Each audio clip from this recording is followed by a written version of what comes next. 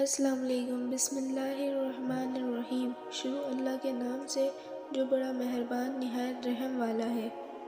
ان حضرت محمد صلی اللہ علیہ وسلم پر وحی کا ابتدائی دور اچھے سے پاکیزہ خوابوں سے شروع ہوا۔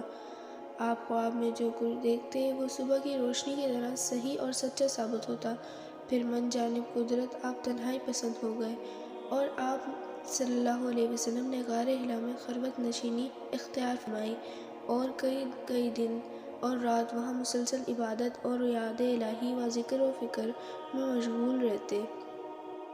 جب تک گھر آنے کو دل نہ چاہتا توشہ ہمراہ لیے ہوئے وہاں رہتے۔ توشہ ختم ہونے پر ہی اہلیہ محترمہ حضرت ختیجہ رضی اللہ تعالیٰ عنہا کے پاس تشریف لاتے اور کچھ توشہ ہمراہ لے کر پھر وہاں جا کر خلوت گزاری ہو جاتے۔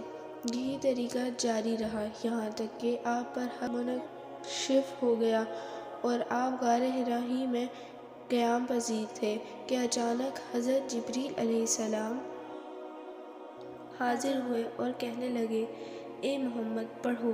آپ فرماتے ہیں کہ میں نے کہا میں پڑھنا نہیں جانتا۔ آپ صلی اللہ علیہ وسلم فرماتے ہیں کہ فرشتے نے مجھے پکڑ کر اتنی زور سے بھیجا کہ میری طاقت جواب دے گئی، پھر مجھے چھوڑ کر کہا کہ پڑھو۔ میں نے پھر وہی جواب دیا کہ میں پڑھا ہوا نہیں ہوں۔ اس فرشتے نے مجھ کو نہایت ہی زور سے بھیجا کہ مجھ کو سخت تکلیف محسوس ہوئی۔ پھر اس نے کہا کہ پڑھ۔ میں نے کہا کہ میں پڑھا ہوا نہیں ہوں۔ فرشتے نے تیسری بار مجھ کو پکڑا اور تیسری مرتبہ پھر مجھ کو بھیجا، پھر مجھے چھوڑ دیا اور کہنے لگا کہ پڑھو اپنے رب کے نام کی مدد سے جس نے پیدا کیا اور انسان کو خون کی پھٹکی سے بنایا۔ پڑھو اور اس کا رب بہت ہی مہربانیاں کرنے والا ہے۔ بس یہی آیتیں آپ حضرت جبریل علیہ السلام سے سن کر اس حال میں غار حرا سے واپس ہوئے کہ آپ کا دل اس انوکھے واقعے سے کانپ رہا تھا۔ آپ حضرت ختیجہ کے یہاں تشریف لائے اور فرمایا کہ مجھے کمبل اوڑھا دو، مجھے کمبل اوڑھا دو۔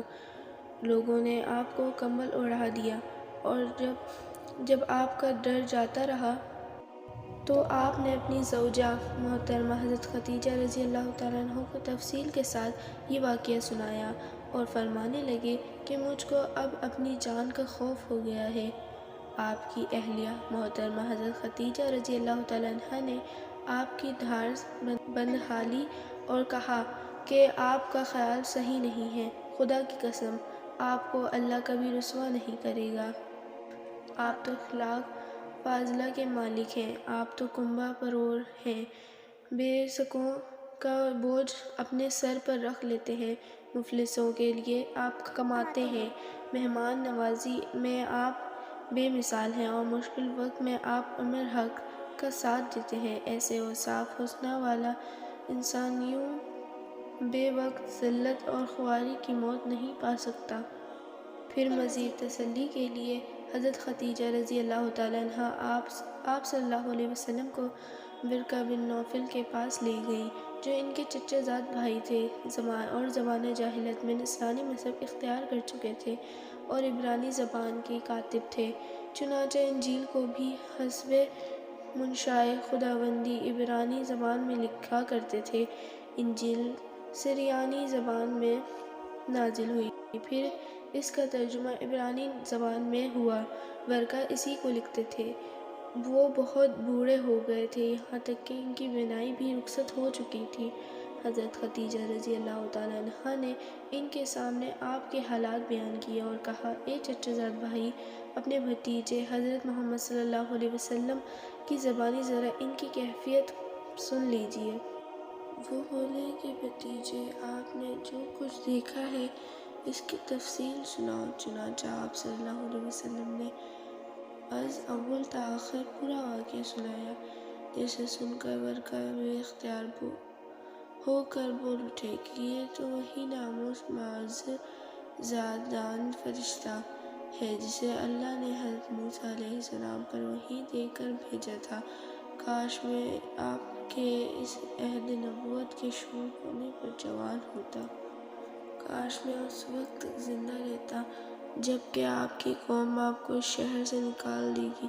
رسول کریم صلی اللہ علیہ وسلم نے یہ سن کر تعجب سے پوچھا کہ کیا وہ لوگ مجھ کو نکال دیں گے، حالانکہ میں تو ان میں صادق و امین و مقبول ہوں۔ ورقہ بولا، ہاں یہ سب کچھ سچ ہے، مگر جو شخص بھی آپ کی طرح امر حق لے کر آیا، لوگ اس کے دشمن ہی ہو گئے ہیں۔ اگر مجھے آپ کی نبوت کا وہ زمانہ مل جائے تو میں آپ کی پوری مدد کروں گا۔ مگر ورقہ کچھ دنوں کے بعد انتقال کر گئے، پھر کچھ عرصے تک وحی کی آمد موقوف رہی۔